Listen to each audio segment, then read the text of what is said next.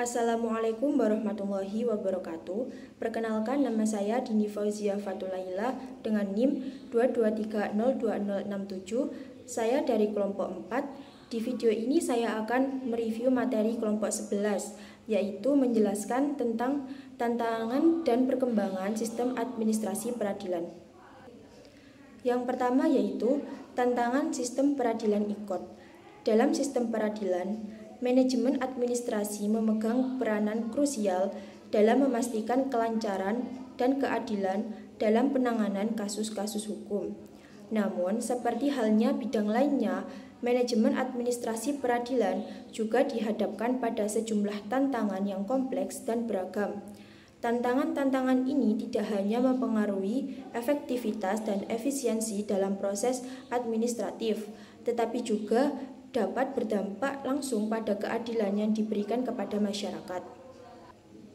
Dibutuhkan beragam aspek untuk mewujudkan reformasi peradilan untuk Mahkamah Agung, mulai dari SDM, aturan, dan budaya hukumnya. Dalam konteks yang semakin dinamis dan kompleks ini, pemahaman yang mendalam tentang berbagai tantangan yang dihadapi dalam manajemen administrasi peradilan menjadi sangat penting. Melalui pemahaman ini, upaya-upaya strategis dapat dirancang dan diimplementasikan untuk mengatasi hambatan-hambatan yang ada, memperbaiki kualitas layanan, dan meningkatkan kepercayaan masyarakat terhadap sistem peradilan. Beberapa tantangan yang sering dihadapi dalam manajemen administrasi peradilan yaitu sebagai berikut. 1. Kegagalan kerjasama tim. 2. Teknologi informasi. 3. Komunikasi media. Dan yang terakhir, sumber daya manusia. Selanjutnya yaitu pengaruh perkembangan teknologi terhadap sistem administrasi peradilan ICOT. Sistem peradilan di Indonesia akan terus merasakan perubahan sebagai akibat dari adanya perkembangan dalam bidang teknologi. Hal ini ditandai dengan dibentuknya sistem ICOT.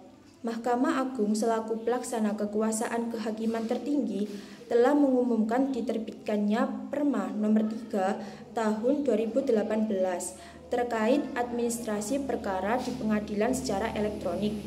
Perma ini mencakup dan mengatur mengenai ruang lingkup pendaftaran perkara. Jika diklarifikasikan, ruang lingkup pada sistem persidangan di pengadilan secara elektronik dibagi menjadi 5, yaitu 1. Pendaftaran perkara online atau e-filing. 2. Pembayaran biaya panjar online atau e-payment. 3. Dokumen persidangan. 4. Pemanggilan elektronik atau e-summon. 5. Persidangan elektronik atau e-litigasi. Sistem ICOT menjadi sebuah terobosan inovasi baru terkait dengan sistem peradilan yang diharapkan untuk menegakkan hukum secara optimal, memenuhi 3 unsur penegakan hukum yaitu kepastian hukum, kemanfaatan hukum, dan keadilan hukum. Sistem ICOT atau kependekan dari Electronic Court adalah sebuah inovasi yang diluncurkan oleh Mahkamah Agung Republik Indonesia untuk mentransformasi sistem peradilan menjadi lebih modern dan efisien melalui pemanfaatan teknologi informasi dan komunikasi. Implementasi ICOT membawa berbagai pengaruh positif yang secara garis besar dapat dikategorikan menjadi beberapa aspek berikut. Yang pertama yaitu peningkatan efisiensi dan efektivitas, yang kedua peningkatan transparansi dan akuntabilitas, yang ketiga peningkatan kualitas putusan, dan yang terakhir peningkatan pelayanan publik. Jadi kesimpulannya yaitu pengembangan ICOT memerlukan infrastruktur dan teknologi yang memadai untuk mendukung pengelolaan data, pengadilan virtual, dan aksesibilitas yang baik. Keamanan data. Perlindungan data menjadi tantangan penting mengingat pentingnya kerahasiaan dokumen dan informasi dalam sistem administrasi peradilan. Sistem ICOT harus memiliki lapisan keamanan yang kuat untuk melindungi data dari ancaman kebocoran atau peretasan.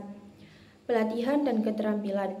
Implementasi ICOT membutuhkan pelatihan yang komprehensif bagi para pegawai peradilan agar mereka dapat menggunakan sistem dengan baik. Tantangan dalam hal ini adalah memastikan bahwa semua pihak terlibat memiliki keterampilan yang diperlukan untuk mengoperasikan dan memanfaatkan sistem dengan efektif.